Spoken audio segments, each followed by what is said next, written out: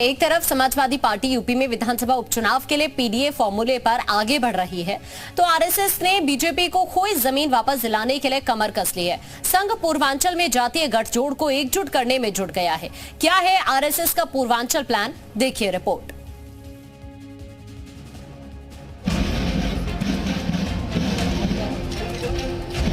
पहले गोरखपुर, कल वाराणसी,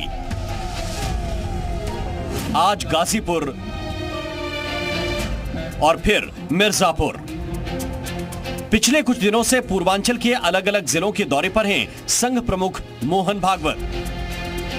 आज संघ प्रमुख मोहन भागवत ने गाजीपुर में परमवीर चक्र विजेता शहीद वीर अब्दुल हमीद की जयंती कार्यक्रम में हिस्सा लिया।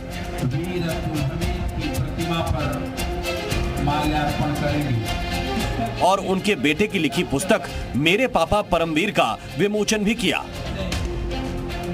इससे पहले सुबह वाराणसी में संघ प्रमुख ने शाखा लगाई, जिसके बाद बौद्धिक सत्र का आयोजन हुआ, जिसमें प्रांतीय पदाधिकारी भी शामिल हुए थे। इन तमाम मौकों पर मोहन भागवत ने कोई भी राजनीतिक बयान नहीं दिया, मगर मोहन भागवत के मौन में कई संदेश छिपे हैं। संघ का मकसद बिना किसी राजनीतिक बयानबाजी के बीजेपी की खोई हुई सियासी जमीन को वापस हासिल करना है। दरअसल लोकसभा चुनाव में बीजेपी को पूर्वांचल में खासा नुकसान हुआ है और अब आरएसएस की कोशिश इसी का डैमेज कंट्रोल करने की है, जिसके लिए आरएसएस पूर्वांचल में जातीय गठजोड़ को एकजुट करने के लिए जुट गया है। इसके तहत दलित बस्तियों में सामाजिक समरसता कार्यक्रम चलाए जाएंगे। सभी जातियों वर्गों को संघ से जोड़ने की कोशिश होगी। यूपी के गांवों में संघ का विस्तार किया जाएगा। हर ग्राम पंचायत में शाखा शुरू होगी। हर गांव में साप्ताहिक बैठक होगी। चुनाव के बाद लगातार आरएसएस उत्तर प्रदेश में मंथन कर रहा है। इसी कड़ी में संघ प्रमुख मोहन भागवत का पूर्वांचल दौरा भी देखा जा रहा है। संघ प्रमुख मोहन भागवत सबसे पहले काशी पहुंचे, उसके बाद आज वो एक कार्यक्रम में शामिल होने के लिए गाजीपुर पहुंचे।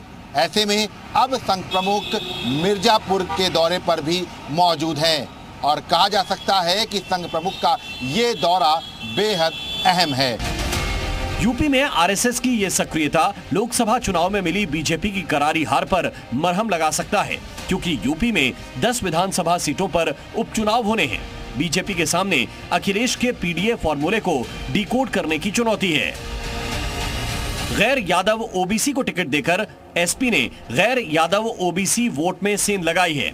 संविधान का मुद्दा उठाकर दलित वोट इंडिया गठबंधन के पक्ष में गया और मुस्लिम वोटर्स ने भी एकजुट होकर एसपी कांग्रेस गठबंधन के पक्ष में वोट दिया। अखिलेश यादव की अगुवाई में समाजवादी पार्टी ने पीडीए समीकरण के जरिए 2014 से हिट चल रही बीजेपी की सोशल इंजीनियरिंग को छिन्न भिन्न कर दिया।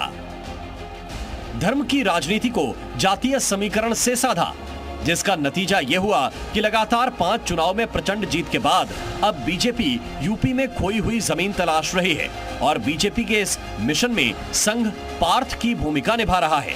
ब्यूरो रिपोर्ट, जी मीडिया।